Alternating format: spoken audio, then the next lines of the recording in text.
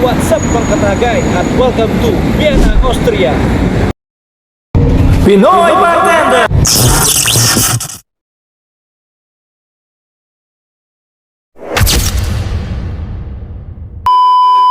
So nandito na tayo mga katagay.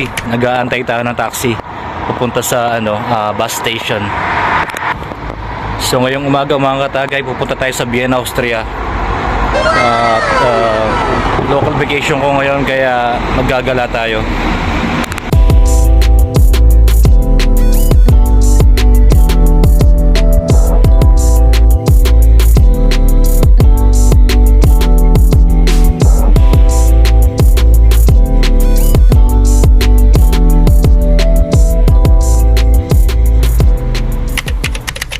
At nandito na tayo sa autobus ni bus station mga katagay. Nandito na rin yung bus na sasakyan natin. Okay, thank you.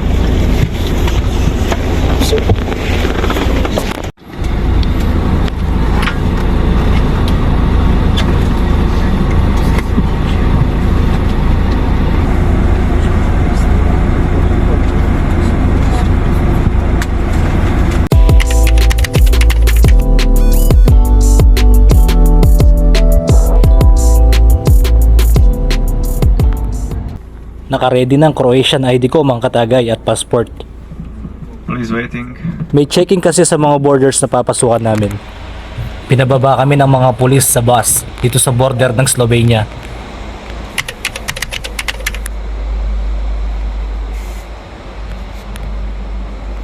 So ayun mga katagay, nandito na tayo sa border ng Croatia at Slovenia.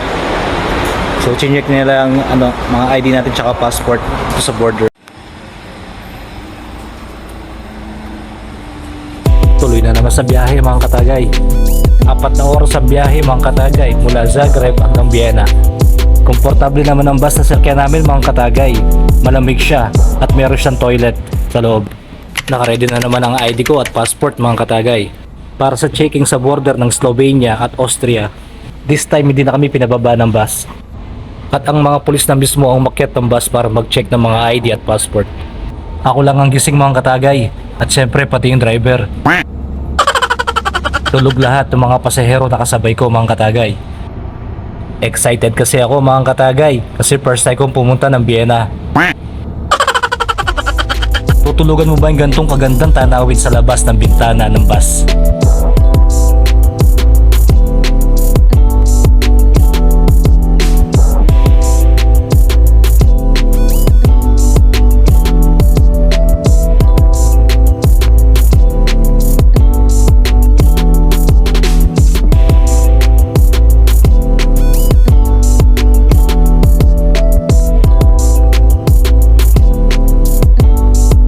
Nandito na nga kami sa Vienna mga katagay.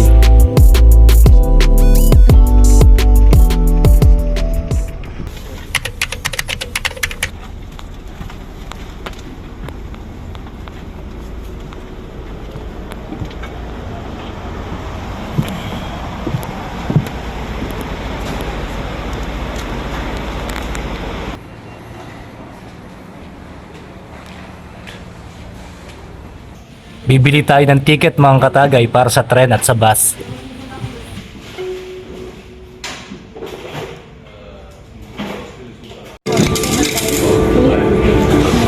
Uy, may sukli pa.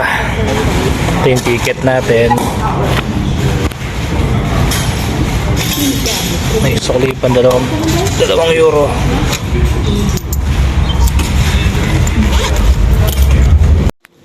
Napakamura ng ticket mga katagay. 8 euro lang para sa 24 hours na paggamit.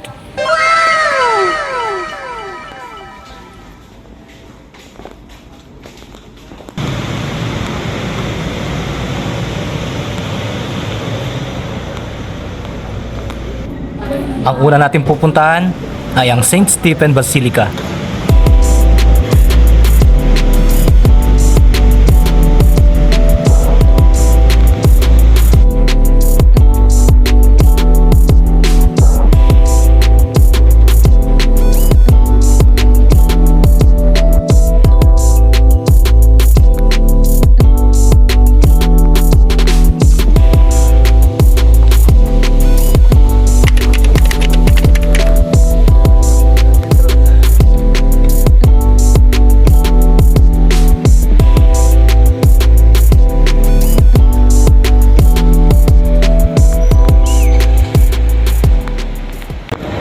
So ayan mga katagay, nandito na tayo sa sa Vienna, Austria. 6:30 ng umaga nung dumating tayo dito.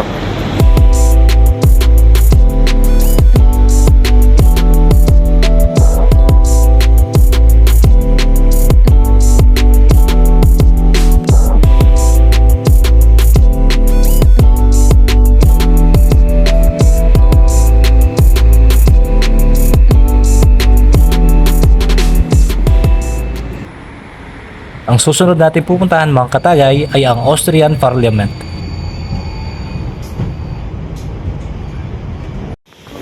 Agad na bubungad sa iyo ang mga ulo ni Tito Vicky Joey mga katagay. Joke lang mga katagay. Ang tatlong yan mga katagay ay ang mga tumulong para makamit ang demokrasya dito sa Austria. At nandito na tayo mga katagay sa Austrian Parliament.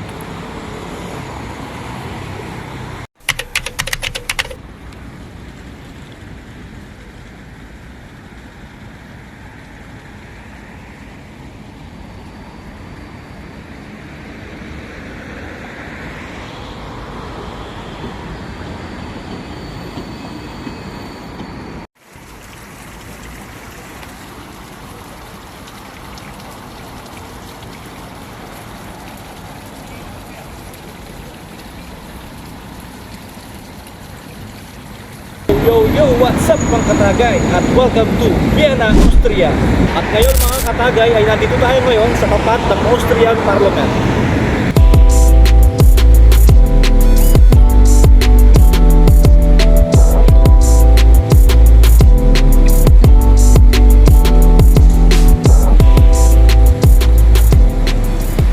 At ngayon mga katagay ay papunta naman tayo sa Belvedere Palace.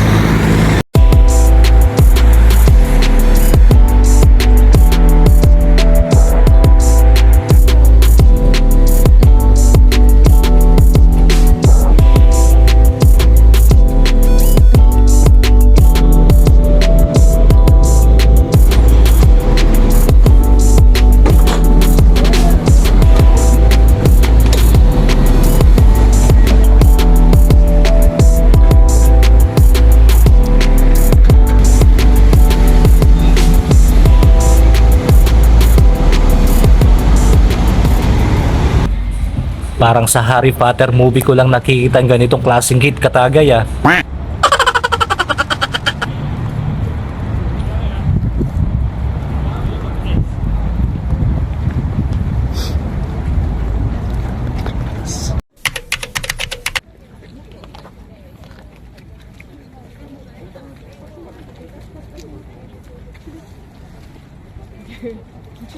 Yo mga katagay, nandito tayo ngayon sa Belvedere Palace. Hindi ako makapaniwala mga katagay na makikita ko siya ng personal. Dati kasi sa bote ng alak ko lang siya nakikita.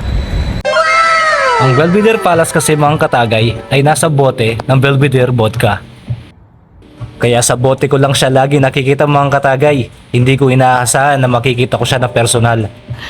Sana all.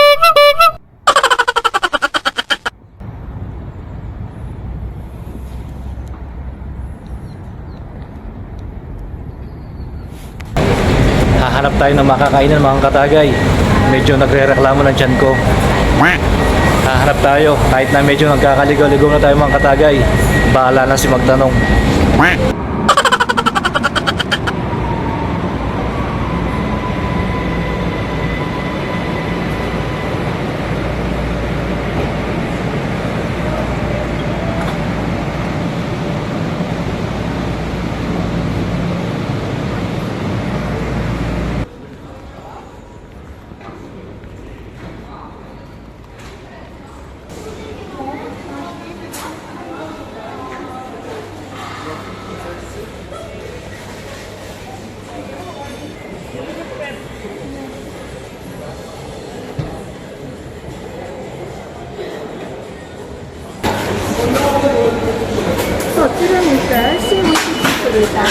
Thank you.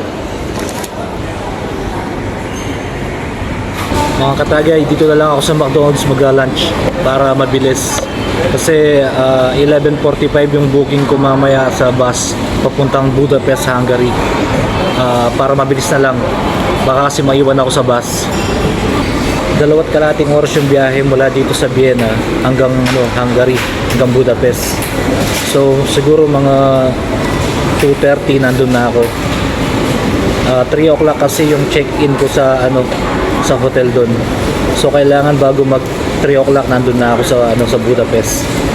So tara mga katagay, kain na tayo.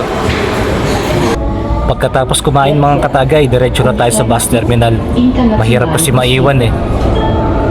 Kapag naiwan ka kasi ng bus mga katagay, magpapabok ka ulit. Sayang naman ang pera. At hindi ka naman kasi aantayin ng bus mga katagay. On time kasi ang biyahe nila.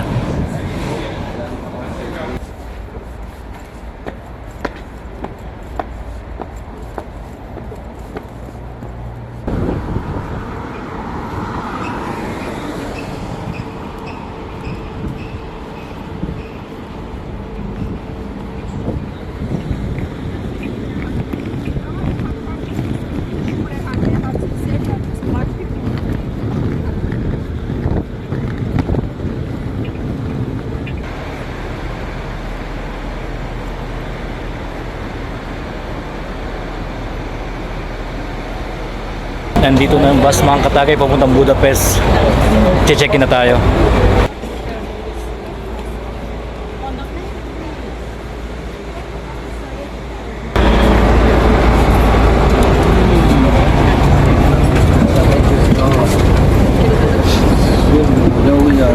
At nakasakay na ako mga katagay. Inaantay ko lang na umalis yung bus.